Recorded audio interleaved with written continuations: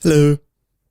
Last week, Hillary Clinton won the popular vote and lost the general election. So she lost the presidency to Donald Trump, as we're all aware, but this brought the Electoral College once again to the forefront of political discussion. In the year 2000, Al Gore won the popular vote, lost the general election to George W. Bush. A lot of people are asking, why doesn't the popular vote just decide the presidency? And is this a travesty of democracy? The people have spoken, one person per vote, and we wanted Hillary Clinton. It's a little more complicated than that, and the reason that we started with an Electoral College, 538 electors, some of those reasons are antiquated, but the most important reason that I see today has to do with being a nation of states. The system that we have in place guarantees that candidates need to campaign to the whole country, not just to the most populous areas. But not only do they have to do that, they also have to address urban and rural issues,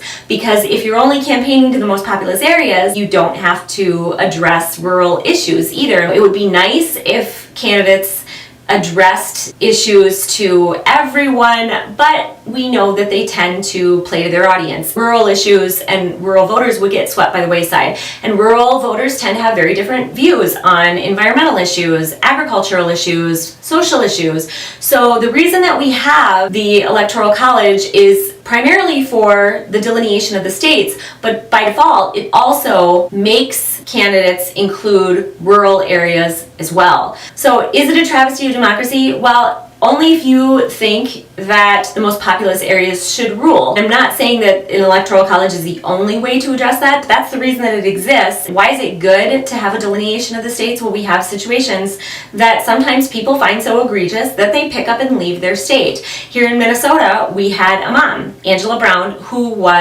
her son had a head injury that made his life so miserable, he was suicidal. He couldn't function because he was in constant pain. She found that cannabis oil did a world of good for him. He was able to concentrate again, he was able to study again, and the school said, wow, your son is doing so well, what happened? And she thought, well, this will be a teachable moment.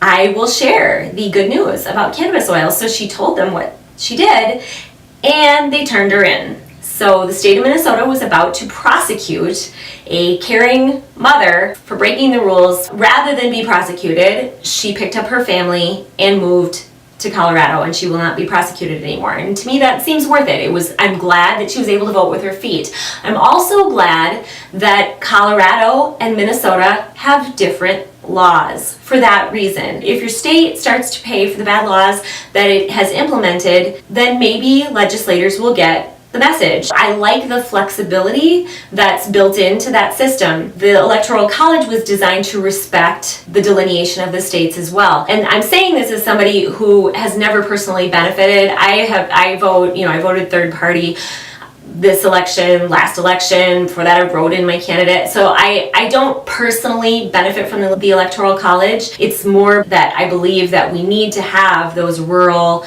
areas and those less populous states represented somehow and not overlooked by the most populous areas. So thanks for watching.